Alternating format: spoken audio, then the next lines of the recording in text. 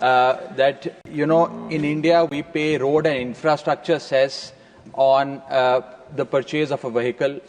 Then when we buy fuel, which is petrol and diesel, we pay infrastructure and road cess. And apart from that, we also pay toll tax. Now, we understand that, by virtue of using models like PPP, BOT, TOT model, there is a cost that the government has to incur, which has to be funded by the taxpayer.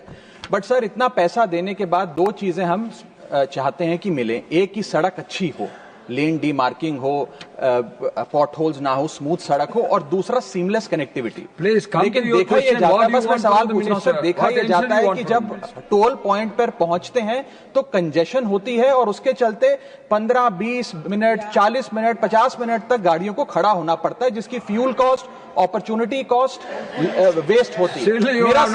मेरा सवाल आपके माध्यम से माननीय मंत्री जी से यह है कि क्या हमें कुछ इस प्रकार के प्रपोजल पर ध्यान नहीं देना चाहिए कि यदि किसी भी वाहन को, किसी भी व्हीकल को 5 मिनट से ज्यादा अगर टोल प्लाजा पे खड़ा होना पड़े तो उसको फ्री में जाने की इजाजत दी जाए, उससे टोल ना वसूला जाए. कुछ इस प्रकार की आप योजना बनाएं. आप फास्ट टैग और RFID टैग और अन्य चीजें तो रख रहे हैं, लेकिन जब तक वो सीमलेस तरीके से इंप्लीमेंट नहीं होती है तो ये योजना बननी चाहिए कि 5 मिनट अगर रुकना पड़े तो टोल ना लिया जाए किसी आम नागरिक से. अध्यक्ष महोदय, मैं सम्मान्य सदस्यों को आश्वस्त करना चाहता हूं कि 2026 समाप्त होने के पहले 5 मिनट नहीं, 0 टाइम 80 किलोमीटर मैक्सिमम स्पीड से व्हीकल निकल जाएगा.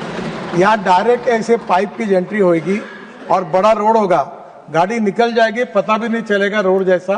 कैमरा नंबर प्लेट का फोटो निकाल लेगा, फास्टैग का निकल जाएगा, रिकॉर्ड डायरेक्ट सैटेलाइट से उसमें जमा हो जाएगा, बैंक अकाउंट से पैसे निकल जाएंगे और कहीं कोई तकलीफ नहीं, कोई पैसे मांगना नहीं, कोई लेना नहीं, कोई देना नहीं. और रिगार्डिंग आपने जो क्वालिटी के बारे में कहा है, हमने काफी स्ट्रिक्ट एक्शन लिया है और लगातार इसके बारे में इतने कठोर निर्णय किए हैं और लगातार सुधार कर रहे हैं. पर कभी कभी क्या होता है कि सोशल मीडिया पर और पब्लिक में we are only responsible for national highway. I am not responsible for state highway. I am not responsible for the city roads. I am not responsible for the rural roads. But I am only responsible for national highway. Many times इनके photo आकर फिर हमारे नाम पर बोलते कि ये कब होगा. जब हम इंक्वायरी करते तो 70% ऐसी बातें आती है कि जिसका हमारे साथ कोई संबंध नहीं. और जहाँ तक नेशनल हाईवे में क्वालिटी की बात है, मैं आपको बताना चाहता हूँ कि हम इसके बारे में इतने अनेक अभी हमने लेटेस्ट निर्णय किया है. संतोष, do it after 5 minutes. You speak. Do it after 5 minutes. Mr. Raghov Chadha, you speak. You are losing your time. TRAI का डेटा मैं बोल रहा हूँ. TRAI का डेटा बताता है कि भारत में 125 करोड़ मोबाइल फोन यूजर हैं, जिसमें से 90% प्रीपेड प्लान के यूजर हैं. सर, आज मैं प्रीपेड प्लान के जो मोबाइल यूजर्स हैं उनकी ओर से 2 समस्याएं उठाना चाहता हूं. सर, पहली समस्या है कि रिचार्ज खत्म होने के बाद आउटगोइंग के साथ साथ इनकमिंग कॉल का भी बंद होना. सर, जब प्रीपेड प्लान एक्सपायर होता है या मोबाइल रिचार्ज की वैलिडिटी खत्म होती है तो आपकी आवाज बंद कर दी जाती है. फोन मेरा, सिम कार्ड मेरा, नंबर मेरा. तो सर, रिचार्ज खत्म होने के बाद आउटगोइंग कॉल बंद होना समझ आता है, लेकिन इनकमिंग कॉल बंद होना सरासर मनमानी है. सर, हमारा मोबाइल नंबर आज हमारी डिजिटल पहचान बन चुका है.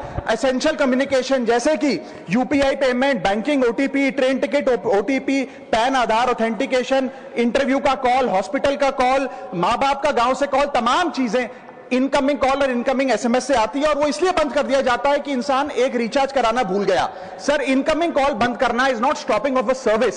ये हमारे राइट टू कम्युनिकेशन को स्टॉप करने जैसा है. सर, जैसे आपका आधार कार्ड इसलिए एक्सपायर नहीं हो जाता कि आपने डिटेल अपडेट नहीं करी, या आपका बैंक का खाता इसलिए बंद नहीं हो जाता कि आपने मंथली डिपॉजिट जमा नहीं किया, या आपका वोटर आईडी इसलिए सस्पेंड नहीं हो जाता कि आप एक चुनाव में वोट डालना भूल गए. ठीक उसी तरह आपका मोबाइल नंबर इसलिए सस्पेंड और डीएक्टिवेट नहीं होना चाहिए कि आप एक रिचार्ज भूल गए. सर, मैं सदन में फ्री आउटगोइंग की मांग नहीं कर रहा, फ्री डेटा की मांग नहीं कर रहा, लेकिन इनकमिंग कॉल फैसिलिटी की गारंटी होनी चाहिए. मेरी 3 स्पेसिफिक मांग है. पहली, प्रीपेड मोबाइल कनेक्शन में इनकमिंग कॉल और इनकमिंग एसएमएस कम से कम 1 साल तक कंटिन्यू रहे, चलता रहे from the date of the last recharge, ताकि एसेंशियल कम्युनिकेशन चलती रहे. दूसरी, deactivation of the mobile number after 3 years. ऐसा ना हो कि आपका मोबाइल नंबर किसी को आपका मोबाइल नंबर बंद करके किसी और को अलॉट कर दिया जाए. कम से कम 3 3 साल का ग्रेस पीरियड देना चाहिए from the date of the last recharge. And third demand, mobile operator should introduce a low cost incoming only plan. वो लोग जो सिर्फ इनकमिंग के लिए फोन रखते हैं उनके लिए,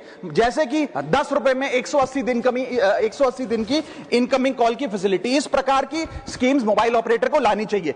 दूसरी समस्या जो प्रीपेड कस्टमर्स फेस करते हैं वो है टेलीकॉम ऑपरेटर का 28 दिन का मंथली रिचार्ज। साल में सर महीने 12 होते हैं, लेकिन 28 दिन की रिचार्ज के माध्यम से 13 टाइम्स रिचार्ज कराना पड़ता है। कैसे सर? 28 दिन into 13 times is equal to 364 days. ये एक बड़ी क्लेवर स्ट्रैटेजी है जिसके चलते आपको फीलिंग 30 दिन की देते हैं, लेकिन आपसे डीलिंग 28 दिन की करते हैं। सर दुनिया में हर जगह बिलिंग साइकिल कैलेंडर मंथ के हिसाब से होती है, 30 या 31 दिन। आपको मंथली सैलरी, लैंडलॉर्ड का रेंट, बैंक की ईएमआई, बिजली पानी गैस का बिल, तमाम चीजें 30 या 31 दिन के महीने के हिसाब से होती हैं। लेकिन ये मोबाइल ऑपरेटर, टेलीकॉम ऑपरेटर 28 दिन के महीने के हिसाब से आपको रिचार्ज प्लान बेचते हैं, ताकि साल में एक अतिरिक्त रिचार्ज आपको मिल जाए। मैं उम्मीद करता हूं कि इसे भी समाप्त किया जाएगा। घोष जी प्लीज। लॉर्ड जगन